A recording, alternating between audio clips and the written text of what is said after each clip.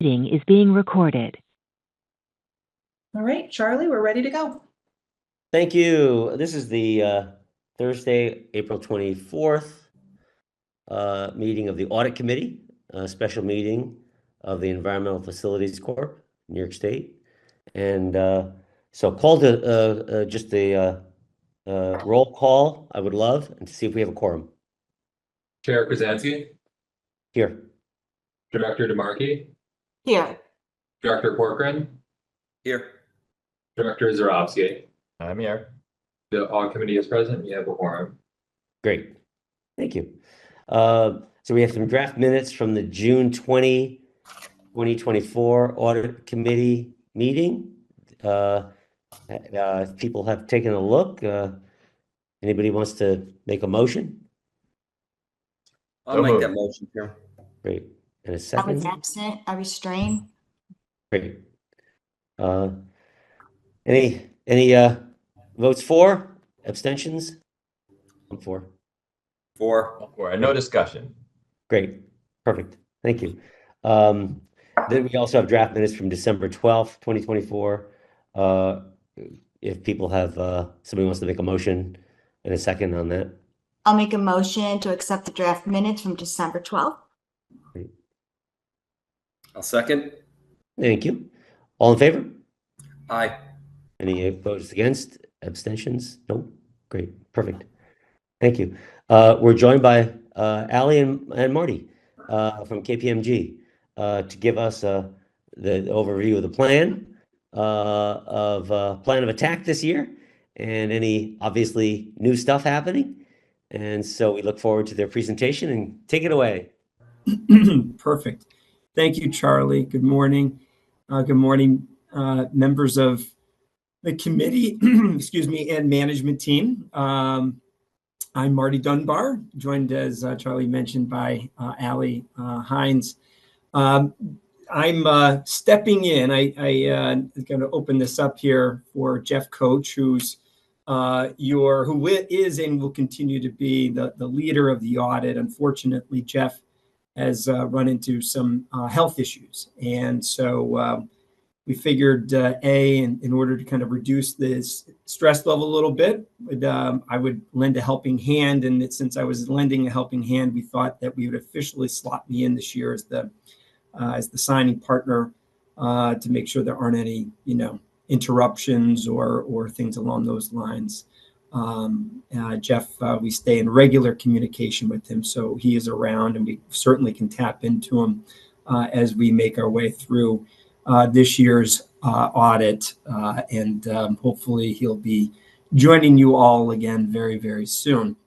In the meantime, thankfully, I am a familiar face. Was on the EFC account just 2 years ago, so I officially have completed my cooling off period for 2023 and 2024. So the timing did work out in that regard. So it's great to be back.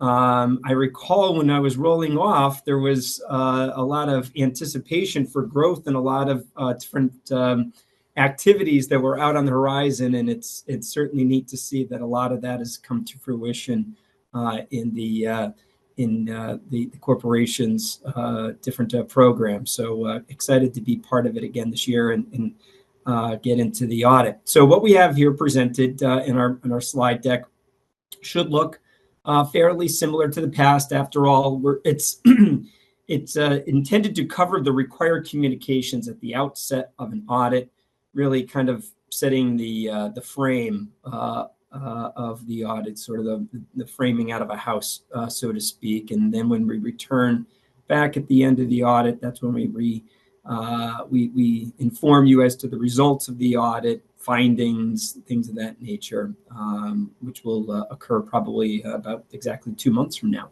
So if we could advance a slide. So the themes for today, just like I'd mentioned, these are some themes that these slides touch on, but really we'll be focusing on the scope of the audit and those sorts of things. If we could go one more slide further. First things first, I kind of touched on myself and Jeff from that perspective of the team this year. But here's the full picture of our client service team.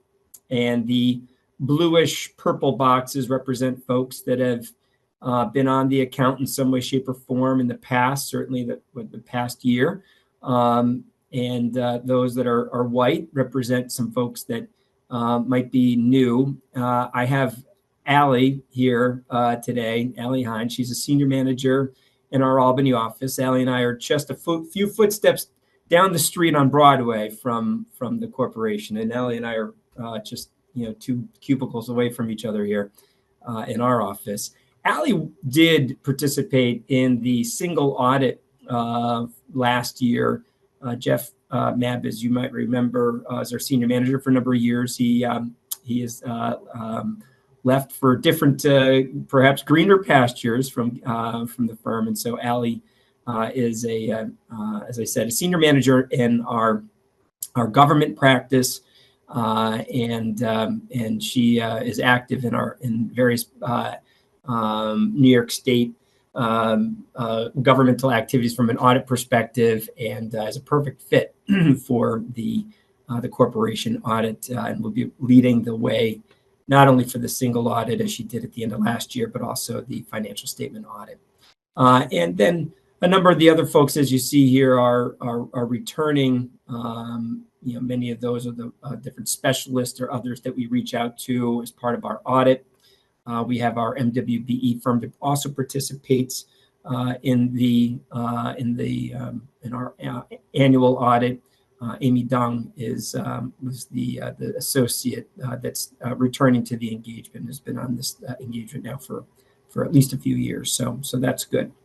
So a good mix of familiar faces and some new blood in the overall client service team.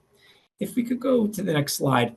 Let's see. So again, some themes, the usual ground rules. We'll try to be as communicative as possible. Certainly, if there's anything that comes up, we'll reach out to management, or if it's appropriate to Charlie in this case, as the representative of the committee. We've actually started to do a bit of work here already. Here it is in the month of April. So we're trying to make sure that we're accelerating the work to reduce a bit of the compression and those sorts of things that happen during the month of May and June as we gear up.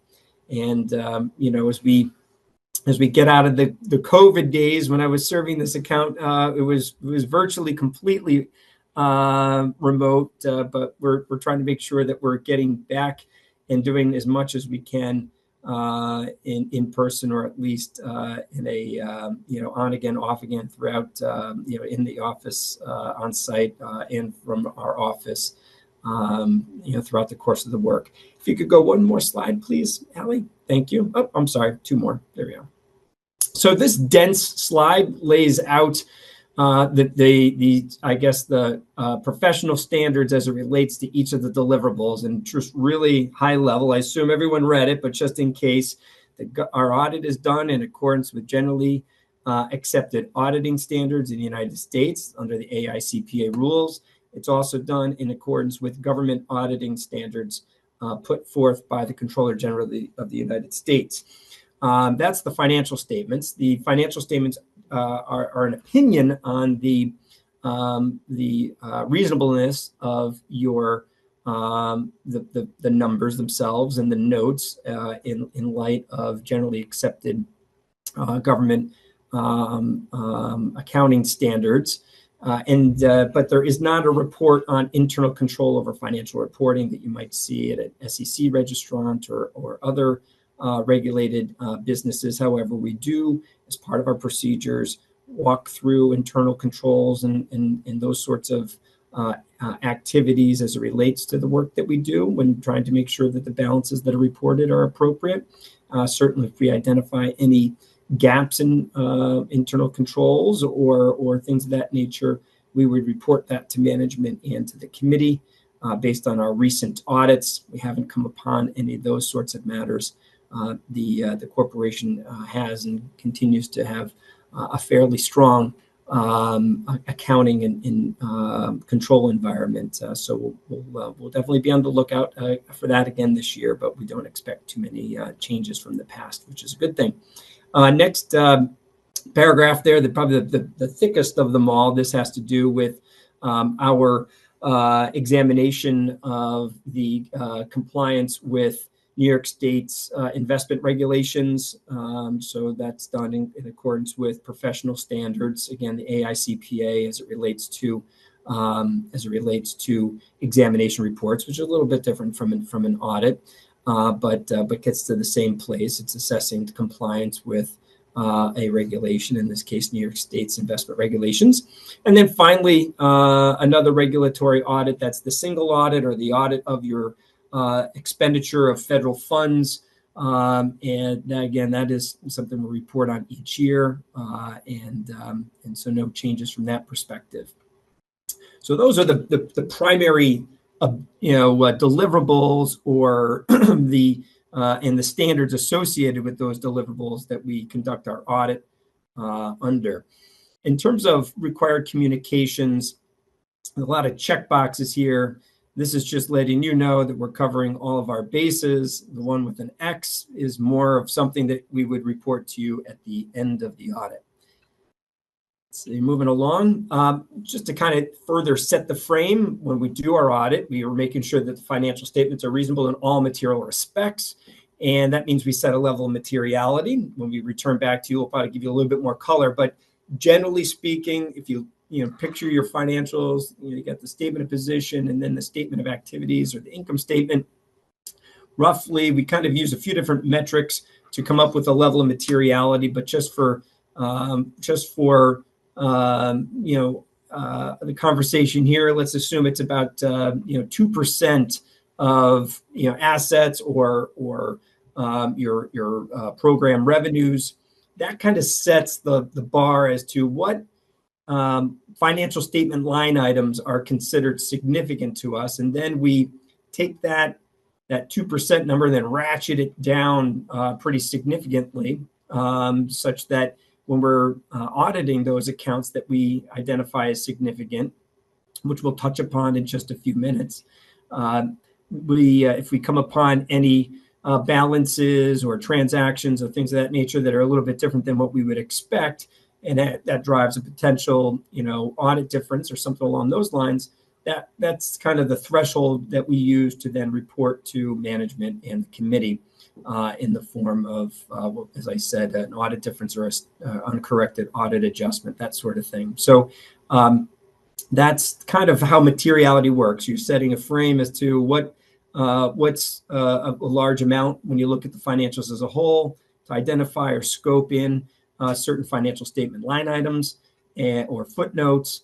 And then from there, you reduce it, downward to set a threshold for which we identify items that are reportable to you as a committee as a byproduct of our audit.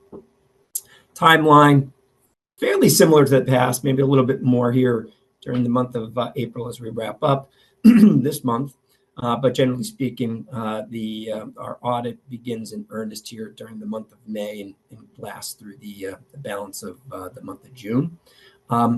We have kind of loaded up a little bit of extra time here during this May and June timeframe to try to get a good foothold on the single audit work that we do, so that we can aim to issue that report a bit earlier than the late fall timeframe that we've issued it in recent years. So that's part of our audit plan as well this year.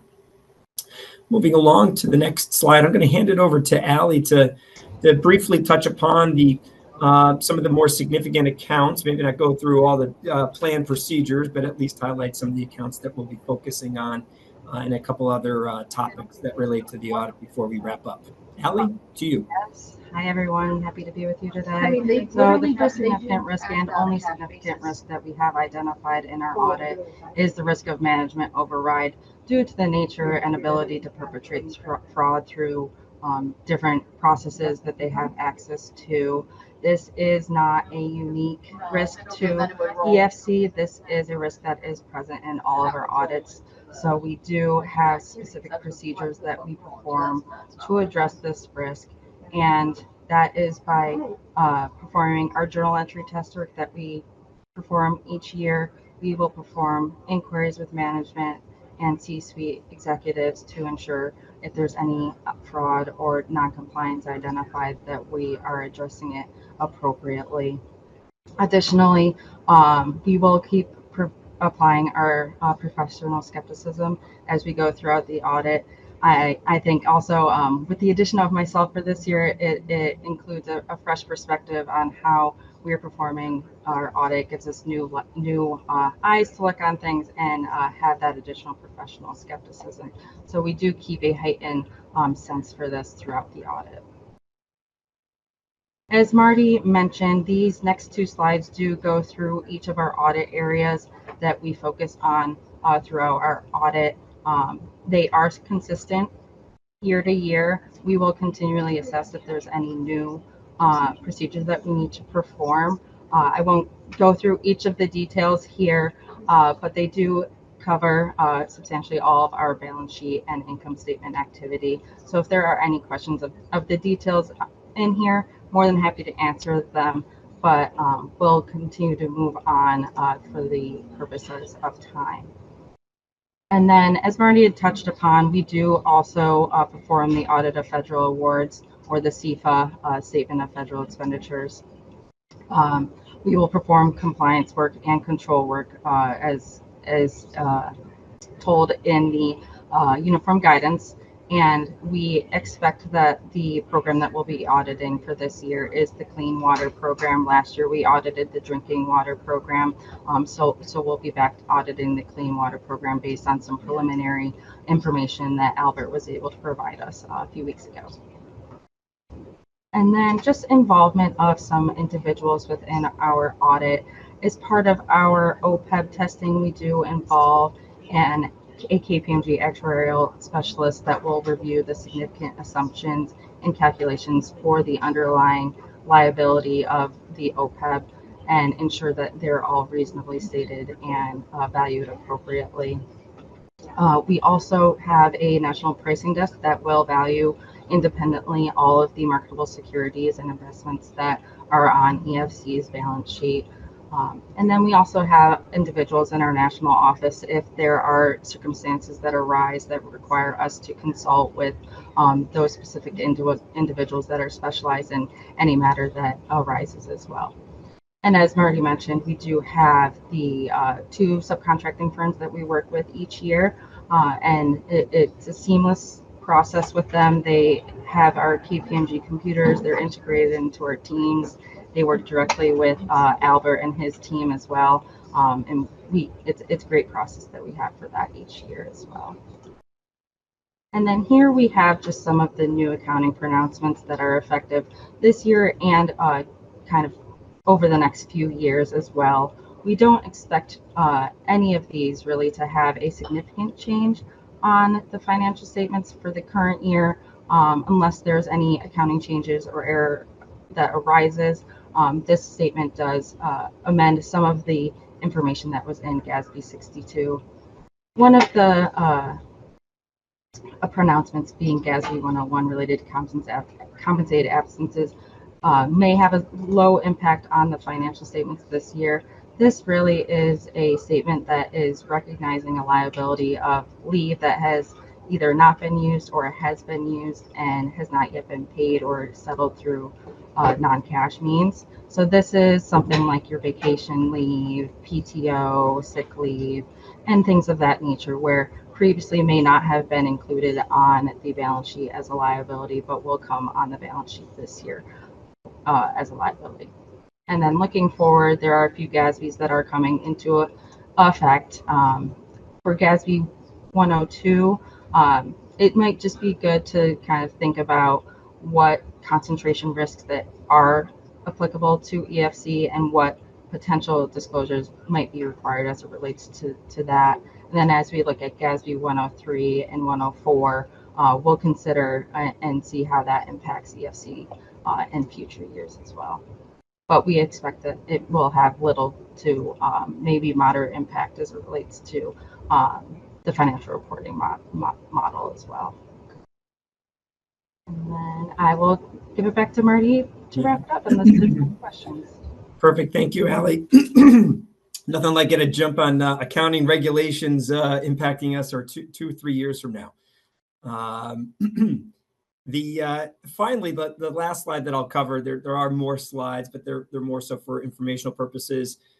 Independence, we make sure that we stay on top of that here as your independent auditors, both in terms of our services to EFC and its affiliates, including the state of New York, and individuals on the team, making sure that in this fairly tight-knit community we all live in, that no one's that has direct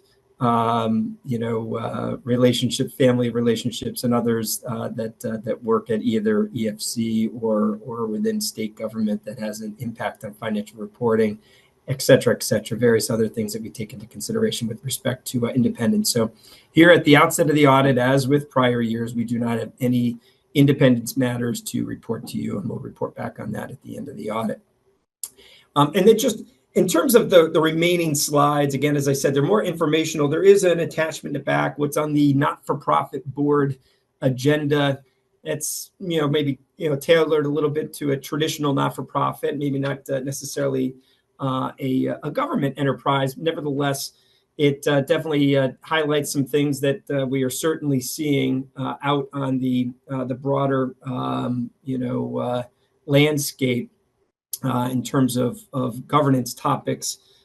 It was produced in early January, and I think probably the activities out of Washington also present something that's high on everyone's radar, or high on everyone's mind as well, too, that certainly is out there in the ecosystem. But anyway, so that's included more so for informational purposes, and certainly if there's any questions that come out of that, we welcome to help those with anyone here today, or if anyone sends us a message along the side, we can certainly answer any questions. So with that, speaking of questions, if there's any questions that folks from the committee or management have, Ali and myself would be happy to take those up. Thank you. Really open it up for questions. Good overview of the plan. Anybody have any thoughts or questions at this point? No, I'm just confirming, really, there's nothing major in our financials from any of the new GASB or anything like that this year that we have to look at like we've had to in the past, different changes. I'm just confirming that's my understanding. That is confirmed. Okay. Yep. Great. Well, I think we'll let you get to work with Albert and everybody else, and we look forward to hearing how it goes. And again, be in touch if it's helpful with me or anybody else. Obviously, I know you're in touch with the management. It's great. Thank you again, Marty. Good to see your smiling face. Thank you, Ali, and everybody else. If that's, I think that's it for the meeting, unless somebody has anything else to bring up. Maureen, anybody else have anything to talk about? No? Great. You guys are in DC now? Great. Okay. Sounds good. Well, good luck down there, and we'll be in touch. I'm going to call for a motion to adjourn. So moved. Second? Thank you, Marty and Ali. Great. Thank You're you welcome. again. Thank you, everyone. Take